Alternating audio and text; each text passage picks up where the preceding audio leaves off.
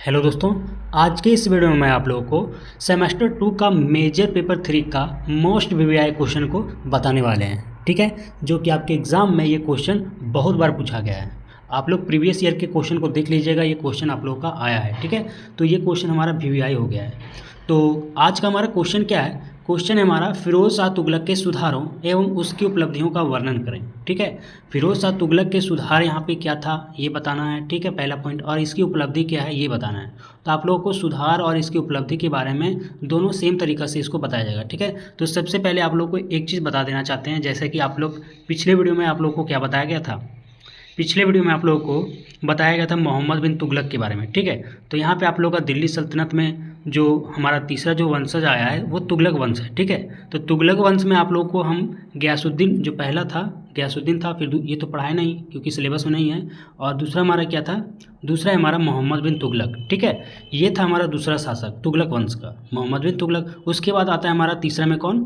फिरोज शाह तुगलक। ठीक है, इसका जो शासनकाल है वो 1351 से 1388 ईस्वी तक चला था। ठीक है, तो हमारा जो तीसरा शासक है दिल्ली सल्तनत में तुगलक वंश में वो कौन है? फिरोज शाह तुगलक। तो आज के क्लास में, तो आज की इस वीडियो में हम लोग फिरोज शाह तुगलक के बारे में यहाँ पे पढ़ने वाले हैं। ठीक है, जो कि हमारा तीसरा शासक है तुगलक वंश का। तीसरा शासक कौन है? फिरोज शाह तुगलक। तो इसी के बारे में आज हम लोग पढ़ने वाले हैं। तो चलिए सबसे पहले हम लोग देखते हैं फिरोज शाह तुगलक कौन था।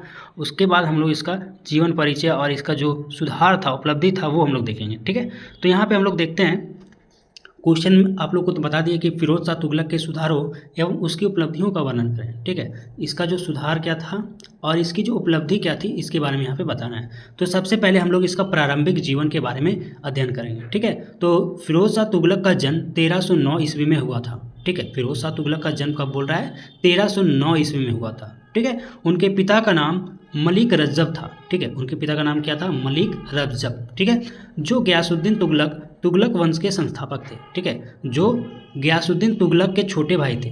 ठीक है, इसके जो पिता थे वो गयासुद्दीन तुगलक के छोटे भाई थे। कौन? मलिक रज्जब। ठीक है, तो आगे बोल रहा है उनकी माता का नाम क्या था? नैला। आप लोग इसको बीबी नैला भी यहाँ पे बोला जाता है, इसको बीबी नैला। ठीक है, तो इसका नाम बीबी नैला भी था, हम लोग शॉर्ट में इसको लिख दिए नैला सिर्फ। ठीक है, तो इसकी माता का नाम क्या था? बीबी नैला, जो क्या थी? दीपालपुर के भाटी राजपूत शासक राणा मल की पुत्री थी। ठीक है, ये जो थी दीपालपुर के भाटी राजपूत शासक राणा मल के जो ये पुत्री थी। ठीक है, इस प्रकार फिरोज तुगलक की माँ भारतीय थी, यानी एक हिंदू थी। ठीक है, ये जो थी वो एक हिंदू थी और ये जो था वो तो मुस्लिम से था। ठीक है, तो इस प्रकार जो फिरोज तुगलक की जो माँ है वो क्या थी? भारतीय थी। ठीक है, तो यहाँ पे हम लोग इसका प्रारंभिक जीवन हम लोग देख चुके हैं। अब हम लोग देखते हैं इसका राज्य अभिषेक, इसका फिरोज शाह तुगलक का। ठीक है, तो यहाँ पे देखिए राज्य अभिषेक कब होता है इसका? 1351 ईस्वी में इसका राज्य अभिषेक होता है। देखिए बोल रहा है कि मोहम्मद बिन तुगलक की मृत्यु 1351 ईस्वी के बाद। ठीक है, मोहम्मद बिन तुगलक की मृत्यु कब होती है? 1351 ईस्वी के बाद हो जाती है। ठीक है, उसके बाद क्या होता है? अमीरों और उलेमाओं के दबाव पर, देखिए यहाँ अमीरों किसको कहा जाता है? जो मुस्लिम समुदाय से बड़े बड़े लोग होते हैं। ठीक है, और उलेमाओं यहाँ पे किसको बोला जाता है? मुस्लिम जो इस्लाम धर्म के जो विद्वान होते हैं। ठीक है, बड़े बड़े जो विद्वान होते हैं उसको यहाँ पे उलेमाओं कहा जाता है। तो उसके दबाव पर, ठीक है, फिरोज तुगलक को 23 मार्च 1351 को दत्ता, ठीक है, दत्ता सिंध के निकट सुल्तान घोषित किया गया। ठीक है, फिरोज तुगलक को यहाँ पे क्या किया? 13 मार्च 1351 को, ठीक है, यहाँ पे सुल्तान घोषित कर दिया गया। ठीक है, बोल रहा है कि बाद में अगस्त 1351 में उनका विविध राज्य अभिषेक दिल्ली में हुआ। ठीक है, उसका जो है बाद में जो है विविध तरीका से जो राज्य अभिषेक होता है। ठीक है, तो उसका जो है 1351 में किया गया। कहाँ पे किया गया? दिल्ली में किया गया। पहले तो वो था इमरजेंसी में, उसको तात्कालिक में बना दिया। ठीक है, कि जब उसकी मृत्यु हो गई तो वहाँ पे सिंहासन पर कौन बैठेगा? तो तात्कालिक में उसको वहाँ पे सुल्तान बनाया था सिंध में। ठीक है, लेकिन जब उसका बाद में क्या होता है? अच्छे तरीके से विविध तरीके से इसका राज्याभिषेक किया जाता है 1351 में दिल्ली में किया जाता है। ठीक है, बोल रहा है कि वह लगभग 42 वर्ष की आयु में गद्दी पर बैठा था। ठीक है, वह जो था लगभग 42 वर्ष की आयु में दिल्ली की गद्दी पर बैठा था। ठीक है, आगे बोल रहा है हमारा सुधार। ठीक है, इसका जो सुधार था या आप लोग उपलब्धि बोलिए, दोनों एक ही है। ठीक है, सुधार हो या उपलब्धि हो, या आप लोग का दोनों एक ही हो सकता है। ठीक है, तो आप लोग इसको सुधार लिखिए या उपलब्धि लिखिए, बात एक ही है। ठीक है, तो चलिए इसका जो पहला सुधार या उपलब्धि था वो क्या था? प्रशासनिक सुधार। ठीक है। इसका जो पहला सुधार या उपलब्धि क्या था, प्रशासनिक सुधार। देखिए पहला पॉइंट हमारा है प्रांतों की नई व्यवस्था, ठीक है। प्रांतों में यानी राज्यों में जो है नई व्यवस्था यहाँ पे क्या थी, फिरोज तुगलक ने अपने राज्यों को 49 जिलों में विभाजित किया, ठीक है। फिरोज तुगलक जो है अपने राज्य को, ठीक है, अपने राज्य को, अपने प्रांत को यहाँ पे 49 जिलों में विभाजित कर दिया, बांट दिया, ठीक है।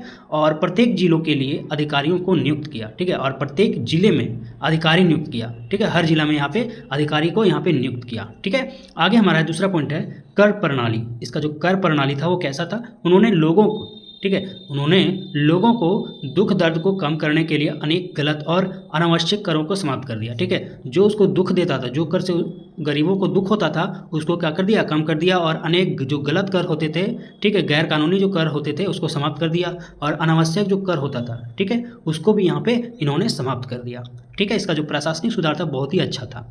चलिए अब हमारा तीसरा पॉइंट है दासों के लिए विभाग, ठीक है। दासों के लिए भी यहाँ पे विभाग बनाया गया। बोल रहा है दासों को नगद वेतन या भूखंड दिए गए और उन्हें दस्तकारी का प्रशिक्षण भी दिया गया, ठीक है। बोल रहा है कि दासों को नगद वेतन यहाँ पे दिया जाता था और या तो भूखंड दिया जाता था, भूमि का टुकड़ा जो होता है उसको दिया जाता था। और उन्हें दस्तकारी का प्रशिक्षण यहाँ पे दिया गया, ठीक है। प्रशिक्षण यहाँ पे दिया गया मतलब कि यहाँ पे लोगों को हस्तशिल्प जो होता है बनावटी, ठीक है, हाथ से जो बनाया जाता है, कोई भी मूर्ति हो गया, कोई भी कला हो गया, ठीक है, तो उसको यहाँ पे छूट दिया गया ताकि लोगों को यहाँ पे अपने रोजगार प्राप्त कर सके, ठीक है, इससे कुछ कमाई हो सके इन लोगों को। तो यहाँ पे इसको प्रशिक्षण दिया गया, ठीक है। तो ये हमारा हो गया क्लियर प्रशासनिक सुधार। अब हम लोग देखते हैं इसका राजस्व और कृषि सुधार कैसा था।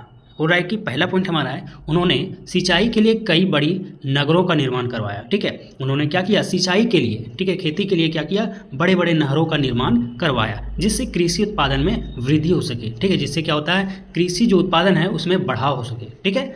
आगे हमारा उन्होंने 24 कष्टदायक करों को समाप्त कर दिया, ठीक है। उन्होंने क्या किया, 24 कष्टदायक जो कर होते थे उसको यहाँ पे समाप्त कर दिया। और इस्लामी शरीयत के अनुसार केवल 4 प्रमुख कर यहाँ पे लगाए, ठीक है, जो कि खराज था, ठीक है, खुम्स था, जजिया था, ज़कात था।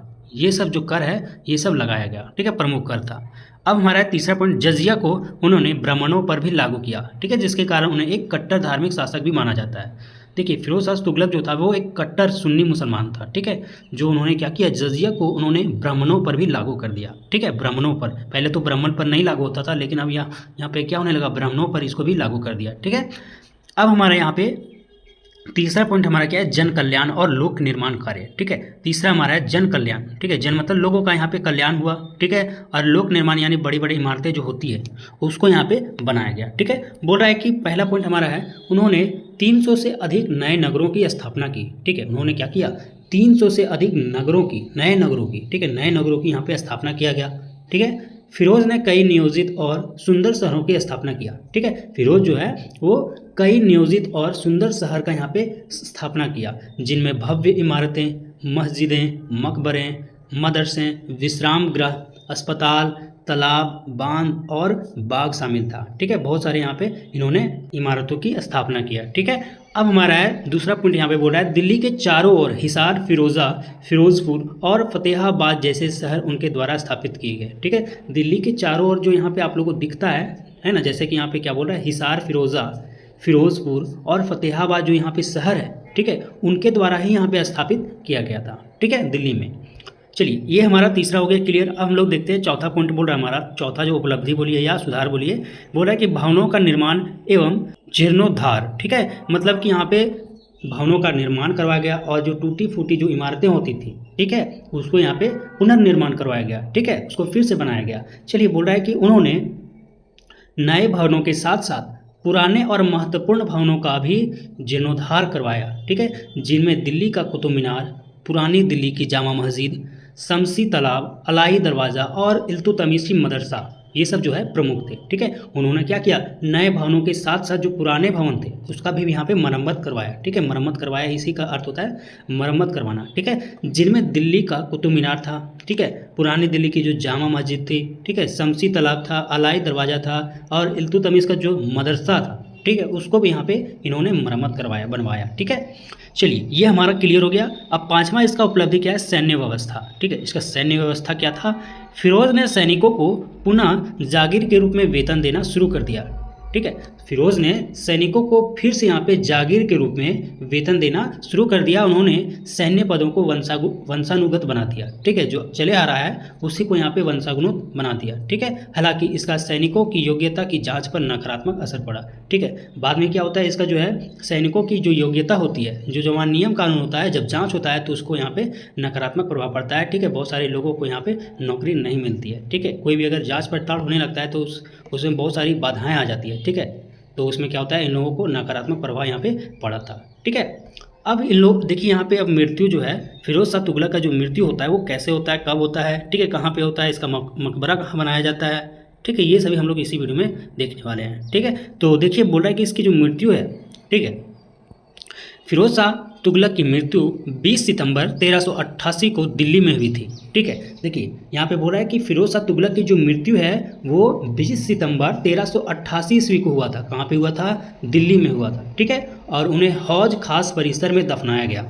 उन्हें कहाँ दफनाया गया, हौज खास परिसर में दफनाया गया, जो दिल्ली में है। ठीक है, आगे बोल रहा है उन्होंने 1351 से 1388 तक लगभग 37 वर्षों तक दिल्ली के सुल्तान के रूप में शासन किया। ठीक है, उन्होंने 1351 से 1388 ईस्वी तक लगभग जो है 37 वर्षों तक, ठीक है, 37 वर्षों तक दिल्ली के सुल्तान, ठीक है, दिल्ली के सुल्तान यानी राजा के रूप में यहाँ पे शासन किया। और अपने लंबे शासनकाल के अंत में लगभग 80 वर्ष की आयु में उनका निधन हो गया, यानी उनकी मृत्यु हो गई 80 वर्ष की आयु में।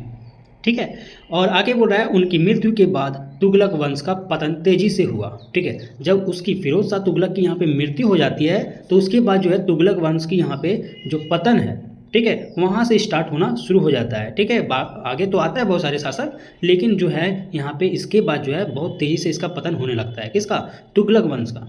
ठीक है, आगे बोल रहा है क्योंकि उनके उत्तराधिकारी कमज़ोर थे। जो उनके उत्तराधिकारी जब यहाँ पे आ रहे थे दिल्ली की सत्ता पर, यानी तुगलक वंश की सत्ता पर, तो वो सब जो थे उत्तराधिकारी वो बहुत ही कमज़ोर थे। ठीक है, उनमें उतनी योग्यता नहीं थी जो इसकी सत्ता को चला सके। ठीक है, और बोल रहा है उनमें केंद्रीय शक्ति को बनाए रखने की क्षमता नहीं थी। और बोल रहा है उनमें केंद्रीय शक्ति को बनाए रखने की क्षमता नहीं थी। ठीक है, आगे हमारा इसमें अब यहाँ पे हमारा तो क्वेश्चन समाप्त होता है। अब थोड़ा निष्कर्ष को देख लेते हैं। ठीक है, कि फिरोज शाह तुगलक कैसा था, ठीक है, उसके बारे में क्या क्या लोग बोला करते हैं। तो निष्कर्ष में हमारा यही सब लिखा है। बोल रहा है कि फिरोज शाह तुगलक एक सफल, दयालु और सुधारवादी शासक था। ठीक है, देखिए यहाँ पे फिरोज शाह तुगलक जो है एक सफल, दयालु और सुधारवादी शासक था। ठीक है, राजा था, बहुत सारे सुधार किए थे। ठीक है, बहुत सारी यहाँ पे बहुत सारी इमारतें बनाए थे। आप लोग देखें, इसका जो प्रशासन व्यवस्था था, सैन्य जो उपलब्धि था, सभी यहाँ पे अच्छे यहाँ पे सुधार किए थे। ठीक है, यद्यपि वह महान विजेता नहीं था।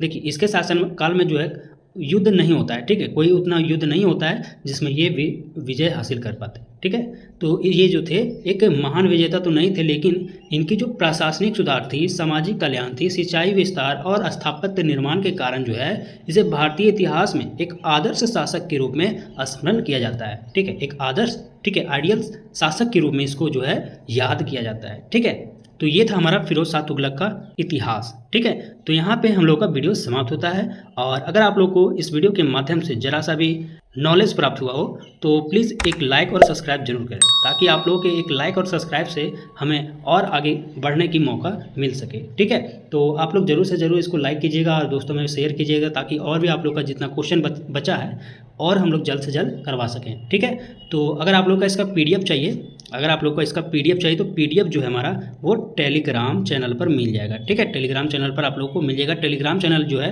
वो डिस्क्रिप्शन में आप लोग को यहाँ पे मिल जाएगा। ठीक है, डिस्क्रिप्शन चेक कीजिए तो इसका जो टेलीग्राम चैनल है वहाँ पे मिल जाएगा। ठीक है, तो वहाँ से आप लोग इसको देख सकते हैं। तो चलिए आज के लिए इतना ही, मिलते हैं नेक्स्ट वीडियो में, तब तक के लिए जय हिंद।